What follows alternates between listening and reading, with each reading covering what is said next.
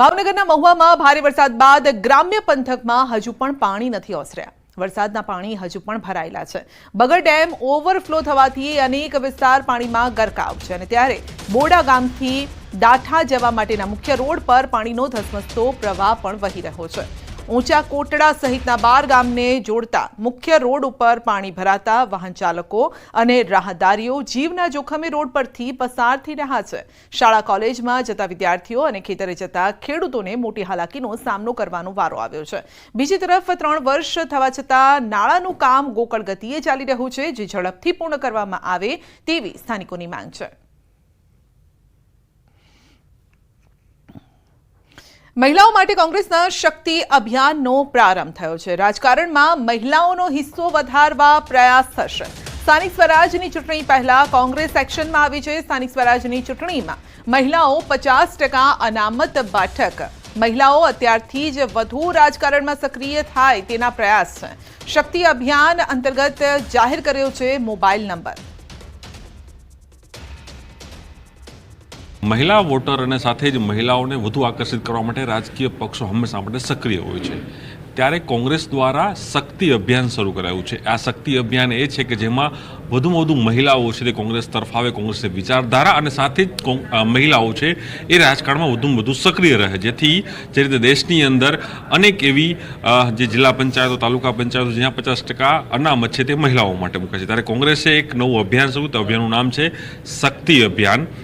જે શક્તિ અભિયાન એટલે કે ઇન્દિરા એને નામ આપ્યું છે ઇન્દિરા ફેલોશિપ પ્રોગ્રામ। આ ઇન્દિરા ફેલોશિપ પ્રોગ્રામ દ્વારા સૌથી મોટો આશય એ છે કે મહિલાઓ રાજકીય રીતના સશક્ત બને। જે મહિલાઓને સામાજિક રીતે, રાજકીય રીતે કે આર્થિક રીતે ક્યાંક સમોવડી અવારનવાર આ શબ્દ દ્વારા એને અવારનવાર એને સંબોધવામાં આવે છે, પણ આ સમાનતા હજી પણ દેખાતી હોય એવું ગ્રાઉન્ડ ઉપર જઈએ ત્યારે એનો અહેસાસ થતો નથી। જે નંબર 2નું ક્યાંક ટેગ લાગેલું છે, કારણ કે સ્ત્રી અને પુરુષ સમાન છે, પણ જ્યારે નિર્ણય લેવાની ક્યાંય પણ વાત આવે ત્યારે નિર્ણયોમાં મહિલાઓનું સ્થાન ક્યાંય જોવા મળતું નથી। ને રાજકીય પરિસ્થિતિમાં, પરિપ્રેક્ષમાં જો જોવા જઈએ તો રાજકીય પરિપ્રેક્ષમાં મહિલાઓને સક્રિય કરવી, મજબૂત કરવી અને રાજકીય રીતે સશક્ત કરવી આજના સમય પ્રમાણે ખૂબ અનિવાર્ય થઈ ગયું છે। મહિલાઓ સશક્ત થાય અને સાથે જ અભિયાનથી કોંગ્રેસને ફાયદો થશે, તો સાથે જ જે મહિલાઓ છે જે રાજકારણમાં આવવા માંગી રહ્યા છે તેને પણ ટ્રેનિંગ આપીને વધુ સક્રિય છે તે અહીં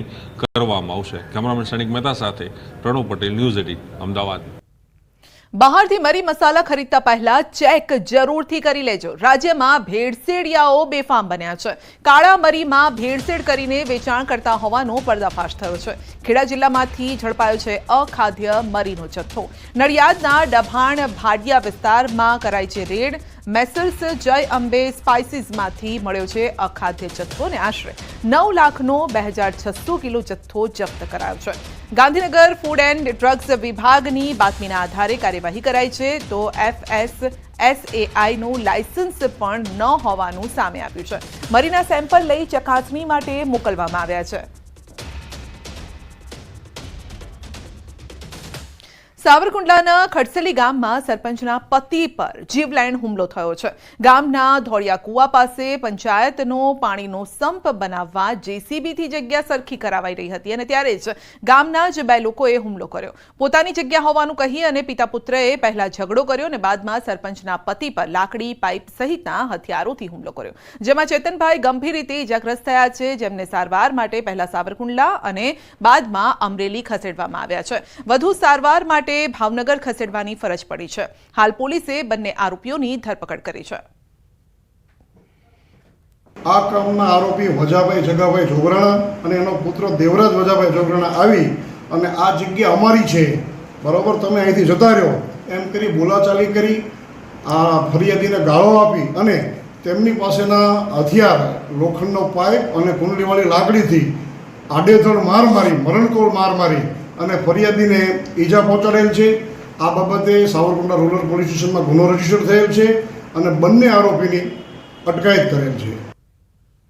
રાધનપુરના પ્રેમનગર ગામમાં યુવકની કરાઈ છે હત્યા. પાડોશમાં રહેતા બે પરિવારો વચ્ચે અંગત કારણોસર ઝઘડો થતા હત્યા કરી દેવાઈ છે.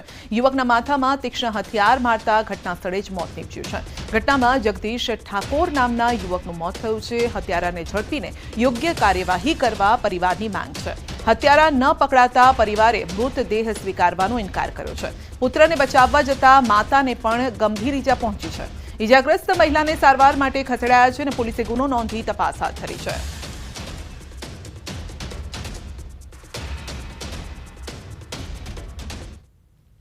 સુરતમાં વધુ એક યુવકની અંગત અદાવતમાં હત્યા થઈ છે. પલસાણાના જોડવાની અનુરાગ રેસિડેન્સીમાં હત્યા થઈ છે. બાઇક રિપેર કરવા જેવી બાબતે હત્યા થઈ છે. શાકભાજી લેવા નીકળેલા યુવક પર હુમલો કર્યો છે. 3 થી 4 વ્યક્તિઓએ હુમલો કરતા મોત થયું છે. ચપ્પુના ઘા વાગતા યુવક ગંભીર રીતે ઘવાયો છે. પલસાણા પોલીસે 3 શકમંદ શખ્સોને ઝડપી પાડ્યા છે. હુમલો થતાં જ રોહિત પોતાનું મોટરસાયકલ છોડી ઘર તરફ ભાગ્યો હતો અને ચપ્પુના ઘા રોહિતને વાગતા ગંભીર રીતે તે ઘવાયો હતો. ઘર તરફ ભાગેલા રોહિતના સાળાને પણ આ વ્યક્તિઓએ તેના પર પણ હુમલો કર્યો છે અને રોહિતને ગંભીર ઈજા પહોંચતા રોહિતનું મોત થયું છે. પલસાણા પોલીસે હત્યાના બનાવને લઈને 3 જેટલા વ્યક્તિને ઝડપ્યા છે. ગાંધીનગરની સિવિલ હોસ્પિટલમાં સ્વચ્છતા હી સેવા અંતર્ગત કાર્યક્રમ યોજાયો હતો અને જેમાં આરોગ્ય મંત્રી ઋષિકેશ પટેલ, સહકાર મંત્રી જગદીશ વિશ્વકર્મા, ધારાસભ્ય રીટાબેન પટેલ, મેયર મીરાબેન પટેલ અને ઉચ્ચ અધિકારીઓ હાજર રહ્યા હતા. મંત્રીઓ હોસ્પિટલના કમ્પાઉન્ડમાં સફાઈ કરી અને સાથે જ વૃક્ષારોપણ પણ કર્યું હતું. કાર્યક્રમમાં સૂકા અને ભીના કચરાની ગાડીઓનું લોકાર્પણ કરવામાં આવ્યું હતું અને આ પ્રસંગે આરોગ્ય મંત્રી ઋષિકેશ પટેલે કહ્યું છે કે સ્વચ્છતામાં સરકારની સાથે પ્રજાનો પણ સહયોગ હોવો જોઈએ. સ્વચ્છતા માટેના સરકારના પ્રયત્નો, ક્યાંક ઘન કચરાના નિકાલની વ્યવસ્થા નગરપાલિકાઓમાં, સેગ્રીગેશન કરવું, ખાતર બનાવવું, સૂકો કચરો પણ એને દૂર કરી અને એને નિકાલ કરવાની વ્યવસ્થા, આ તમામ વ્યવસ્થાઓ ગોઠવાઈ રહી છે.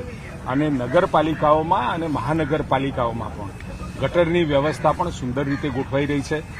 મૂળતઃ સ્વચ્છતા કેવળ સરકાર નહીં પરંતુ પ્રજાનો પણ એમાં ભાગીદારી અને સહયોગિતા હોવી જોઈએ. રાષ્ટ્રપિતા મહાત્મા ગાંધીની જન્મ જયંતિને લઈને અમરેલીના ગિરધરલાલ સંગ્રહાલયમાં બાપુને પુષ્પાંજલિ અર્પણ કરાઈ છે. મહાત્મા ગાંધીના અસ્થિ કળશ આજે પણ અમરેલીના ગિરધરલાલ સંગ્રહાલયમાં સચવાયેલા છે. ત્યારે બાલભવન ખાતે મોટી સંખ્યામાં લોકોએ બાપુના અસ્થિ કળશના દર્શન કરી ધન્યતા અનુભવી છે. તો ગાંધીજીને અસ્થિઓ અમરેલીના ડોક્ટર હરિપ્રસાદ ભટ્ટ બાપુના દેહાંત સમયે બિરલા હાઉસ દિલ્હીથી લઈ આવ્યા હતા. ગાંધીજી સાથે તેમને પારિવારિક સંબંધો હતા. 1956 થી અસ્થિ ગાંધીજીના અસ્થિ બાલભવનમાં અને ગિરધર સંગ્રહાલયમાં છે. દર 30મી જાન્યુઆરીએ અને 2 ઓક્ટોબરે ગાંધીના અસ્થિને પુષ્પાંજલિ કાર્યક્રમ રાખવામાં આવે છે. સ્વભાવ સ્વચ્છતા અને સંસ્કાર સ્વચ્છતા અંતર્ગત રિલાયન્સ ફાઉન્ડેશને અભિયાન હાથ ધર્યું છે.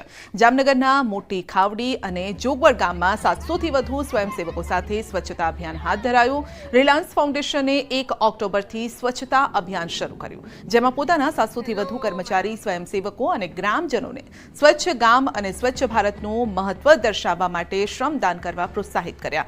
બંને ગામોમાંથી ઉત્સાહી સ્વયંસેવકોની ટીમે જેસીબી, ડમ્પર જેવા જરૂરી સાધનો સાથે સફાઈ કરી 180 ટન જેટલો ભીનો કચરો, સૂકો કચરો, જંગલી વનસ્પતિ એકત્ર કર્યા.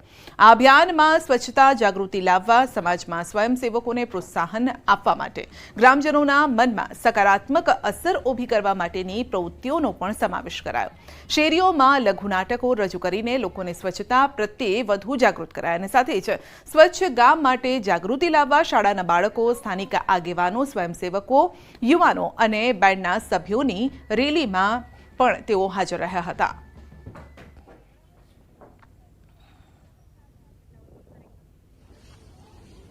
चलो लाए स्वच्छता हम सबकी सोच में,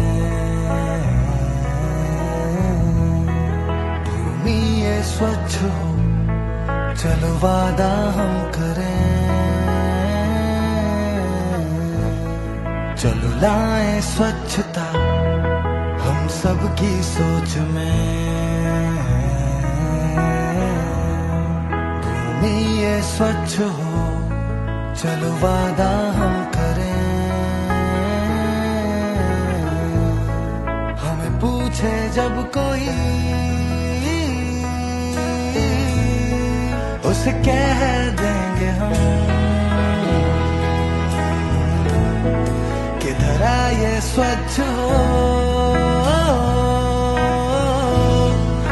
तभी अब लेंगे दम।